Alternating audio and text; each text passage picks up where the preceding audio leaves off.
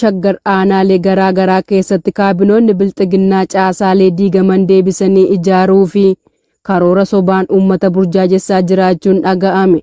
Gabaasa qindaa'eef jaalamansiis kaayyoo. Godina Bahaa Shaggar aanaalee akka Dugdaa, Booraa, Liiban Cuqqaalaa fi kanneen biroo keessatti kaabinoonni PP uummata fedhanis ta'e dirqaman waltajjii baasuun barsiisuu fi caasaalee diigamee ture haaraa ijaarrachuu irratti fuulleeffatanii jiraachuu odeessa keessoo PP irraa miliqee ONN qaqqabee ni mul'isa. Karoora kanas milkeessuuf humni waraanaa akka waardiyaatti lafa hidhee kan isaan tiksu yoo ta'u, kaabineen immoo humna waardiyaa eegumsa taasifatan kana deeffachuun uummata ijaaruuf qophii xumuranii jiraachuun beekameera. Ajandaan kunis sadarkaa jalqabaatti maatii kaabinootaa fi firoota kaabinee ijaaruuf kan ba'e yoo ta'u, kaabineen tokko ganda isaaf kenname keessaa yoo xiqqaate caasaalee odeeffannoo amanamaa ta'an namoota 3 fi isaa ol ta'an qabaachuun dirqama akka ta'es irratti waliif galaniiru. Caasaan odeeffannoo uummata keessaa ijaaramu kunis nageenya isaatiif jecha dhoksan kan quunnamamu ta'uu fi odeeffannoo inni argamsiisu kan walooti jechuun akka waliin itti amansiisus murteessaniiru. Kana malees maqaa galii mootummaa jedhuun gibira funaanuu maatii qabsaa'otaa fi namoota abbootii qabeenyaa ta'an immoo waboo nyaachiiftu jechuun yakkanii hidhuun maallaqa gurguddaa gaafachaa jiraachuunis beekameera. Hojimaanni kun akka karoorfametti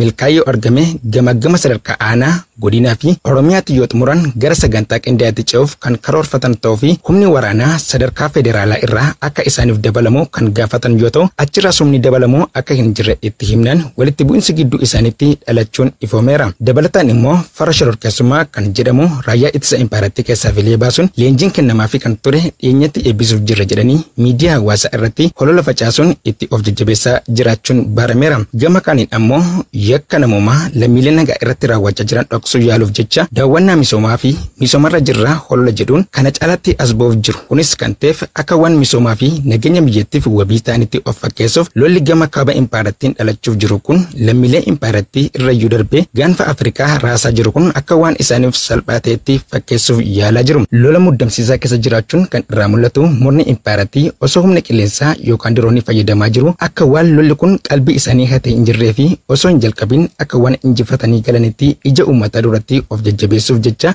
jabina sobaan of guyyoomsaa jiraachuun ni beekama. Lixa Wallaggaa aanaa Baaboo Gambeel keessatti waraanni impaaratti walitti dhukaasuu walajjeesuun dhaga'ame.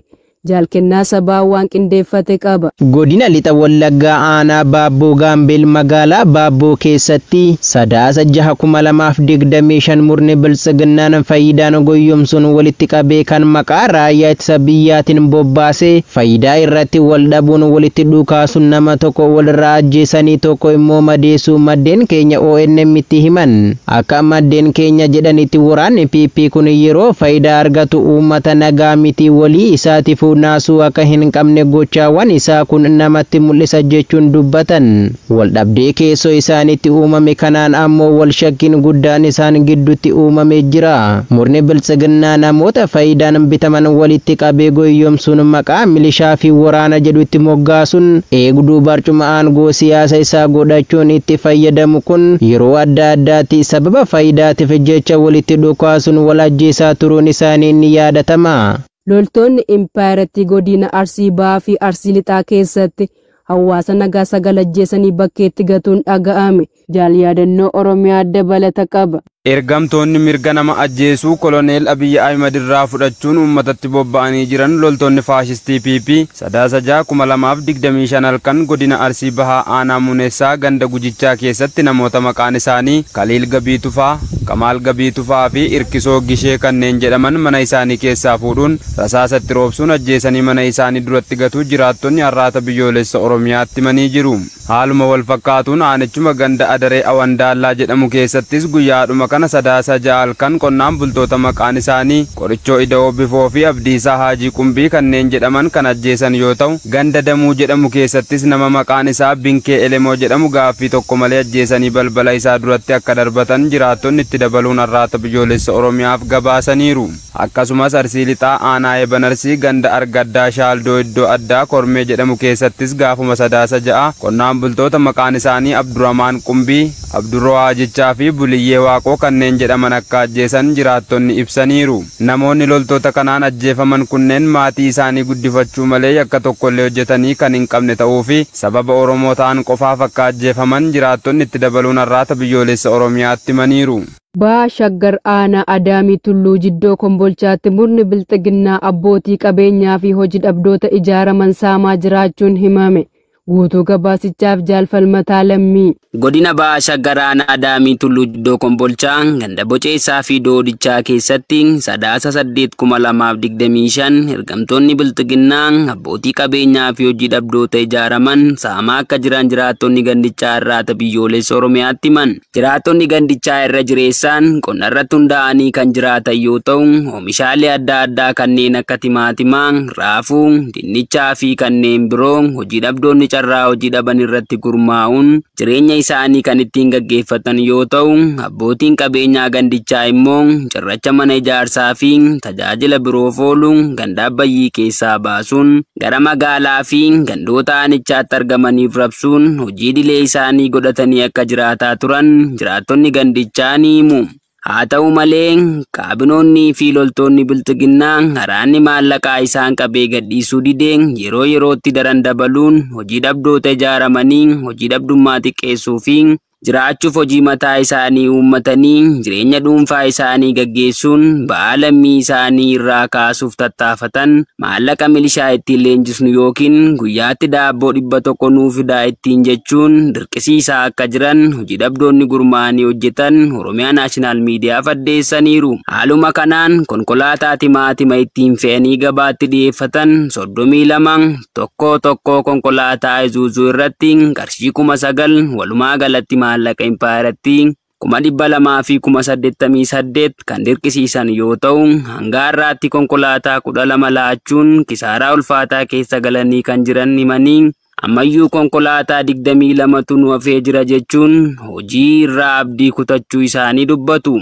Yoo kana hin goone isin quunnamtii waboo qabduttiin jechuun kaabinee maqaan isaa Dastaa jedhamu namoota nagaa hojii isaanii malee siyaasa irraa walabataan doorsisuun maallaqicha herrega dhuunfaa isaa irratti nagahee tokko malee guurrachaa akka jiru keeksa beektoonni itti dabaluun ifoomsaniiru. Ittuma fufuun abbootii qabeenyaa maqaan isaanii timaatima oomishuu fi cirracha baasuu irratti hojjetan gandoota akka Abbayyii fi Caffee Jilaa irraa gara boceessaa fi doodichaa fiduuf tokko konkolaataa deddeebi'uu irratti qarshii 500 dirqamaan itti murteessuun cirracha siinoo tokko deddeebiin isaa irratti immoo qarshii 1,000 dirqamaan kaffalaa kan jiran yoo ta'u, kun humna keenyaa oliin kisaaraa keessa nu galcha waan ta'eef madaala keenya kan eeggate nuu taasisaa jedhanii gaafatanis kana hin gootan taanaan isin ilaalcha diinaa qabduttiin jechuun waan isaan quba hin qabnetti maxxansuun dararaa akka jiran keessa beektonni irraa biyyoolessa Oromiyaaf himaniiru. Abbootiin qabeenyaa kunniin obbo Xaa'aa Buukaa'oo, Mokee Daddafoo hin seenee, Burree Daddafoo hin seenee fi kanneen hafan biroo yoo ta'an guyyaatti daabboo 100 fi battalumatti immoo qarshii 10,000 irraa akka fuudhan maddeen qabatamoo achirraa argan irraa qulqulleeffanneerra. Poolisiin Taanzaaniyaa mormii filannoo booda mudateen hooggantoota mormitootaa to'annoo jala oolchuuf barbaadaa jira. Gabaasa dabalataaf Jaalbooree Addunyaa. Taanzaaniyaan filannoo pirezidaantii fi paarlaamaa torban darbe geggeeffame irratti mormii lubbuu namaa galaafatee biyyattii keessatti ta'eef namoota olaanoo mormitootaa kumattu to'annoo jala oolchuuf iyyaalaa jirti. Paartiin mormituu guddaan Chaadeemaa fi falmitootni mirga namoomaa tokko humnoonni nageenyaa namoota 1,000 ol ajjeesuu isaanii dubbatu. Mootummaan lakkoofsa namoota du'anii ofii osoo hin dhiyeessin lakkoofsana garmaleedha jedheera. Poolisiin sanbata kaleessaa namoota 10 qorannoo jeequmsa kanaa waliin wal qabatee barbaadamaa jiran tarreessee kan ture yoo ta'u, kunis erga abbootiin alangaa namoota 445 gantummaan himatee guyyaa tokko booda. Humni poolisii qaamolee ittisaa fi nageenyaa biroo waliin ta'uun namoota gochaa hamaa kana karoorfatan qindeessanii fi raawwatan hunda barbaaduuf adeemsa namoota kanaa cimaa itti fufee jira jechuun dubbimaan poolisii ibsa kenneen beeksisuu isaa Reuters gabaaseera. Seensi raayyaa ittisa impaayaratti tokko lixa Wallaggaa aanaa mana Sibuutti waraana bilisummaa Oromootti makame. Gabaasa qindaa'eef Jaalkennaa Sabaa. Miseensi raayyaa ittisa empaayiratti tokko godina lixa Wallaggaa aanaa mana Sibuu mooraa waraanaa waankii keessaa ba'uun sadaasa 7/2025 meeshaa fi hidhannoo guutuun qawwee AKM tokkoo fi rasaasa 140 akkasumas boombii F1 tokko waliin wobootti harka kennachuu ajajaan woboo onichaa araata biyyoolessa Oromiyaaf ifoomse. Miseensi raayyaa ittisa empaayeratti kunis simannaa fi kunuunsa woboon taasiseef itti hedduu gammaduun hiriyoota isaa mooraa diinaa keessatti hafaniin sirna empaayera cubbamaa dhiiga qulqulloota dhangalaasuun injiraatu kana keessa jiraattanii lubbuu keessan tola balleessuu dhiisanii yeroodhaan meeshaa fi hidhannoo keessan fudhachuun gara obbolaa keessan wobootti makamuun saba keessaniif jiraadhaa jechuun dhaamsa isaa karaa arraata biyyoolessa Oromiyaa dabarfatee jira. Murni biltsiginnaa yeroo garaa garaatti ilmaan Oromoo afaan qawween ukkaamsuun gara dirree waraanaatti ergaa turuun lola garaa garaa irratti hirmaachisuun ficcisiisaa kan ture yoo ta'u warreen ukkaanfaman kunneenis bakkeewwan garaa garaatti obbolaa isaanii wobootti harka kennachaa jiraachuun ni beekama. Godina Horroo Guduruu Wallaggaa aanaa Abee Dongorootti waraanni PP miseensa farra riphee lolaa duraanii waraana bilisummaa Oromoon booji'ame gara maatiitti gale hidhuun dhaga'ame.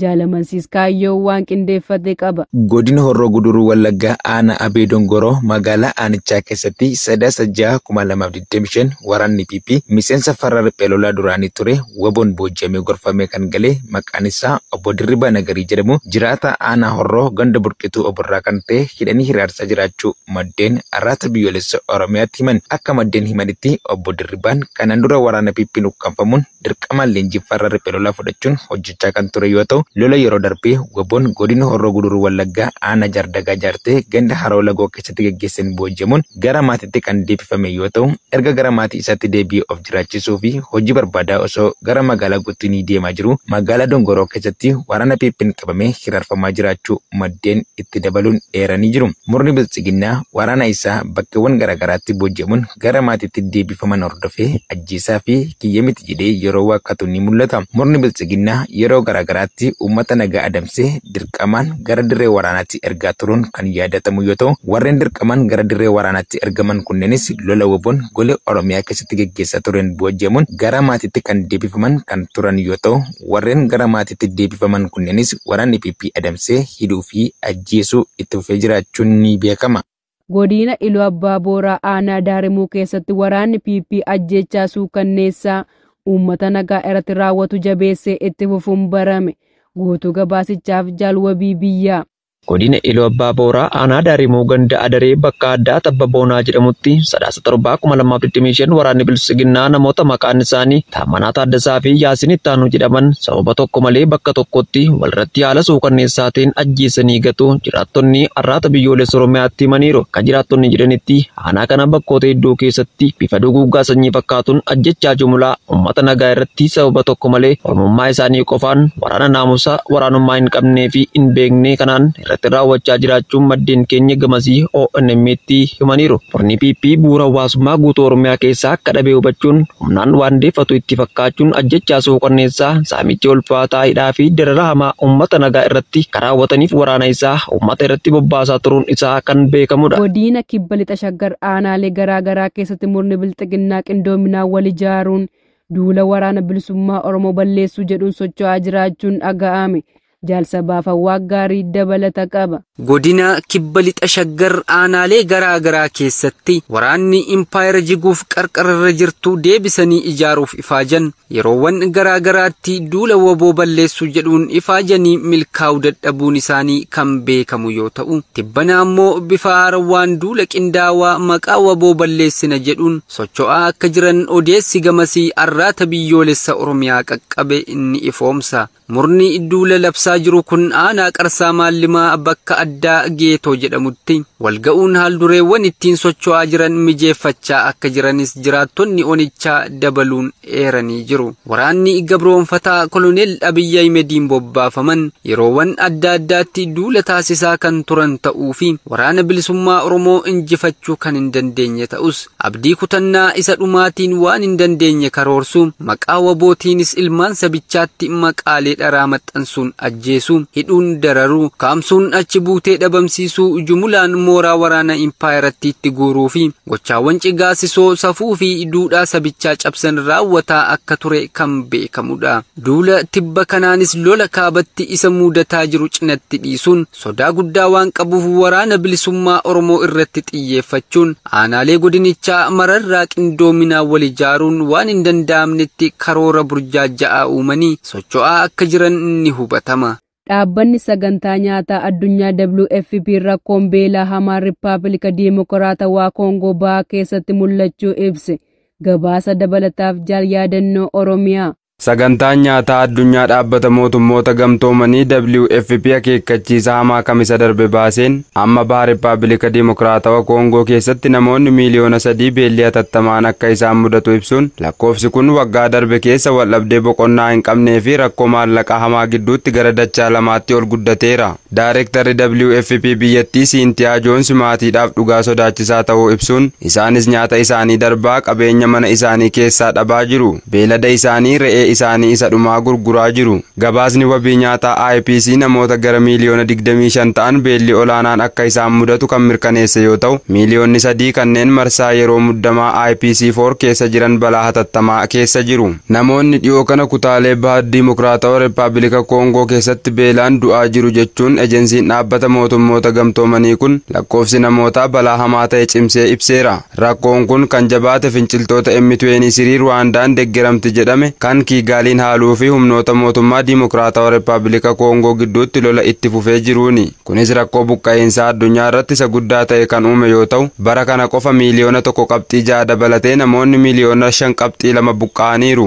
Bu'uuraaleen misoomaa barbaachisoo ta'an kufaniiru, baankonni cufamaniiru, buufataaleen xiyyaaraa naannoo waldhabdee keessa jiran cufamanii waan jiraniif carraan namoomaa laamsheesseera. Maallaqni hin jiru, jireenya barbadeessee jira jechuun Joonsan ibsuun namoota gargaarsa barbaadan bira ga'uuf daandiin qilleensaa namoomaa hatattamaan waamicha dhiyeessaniiru jechuun Afrikaa Niwus gabaase.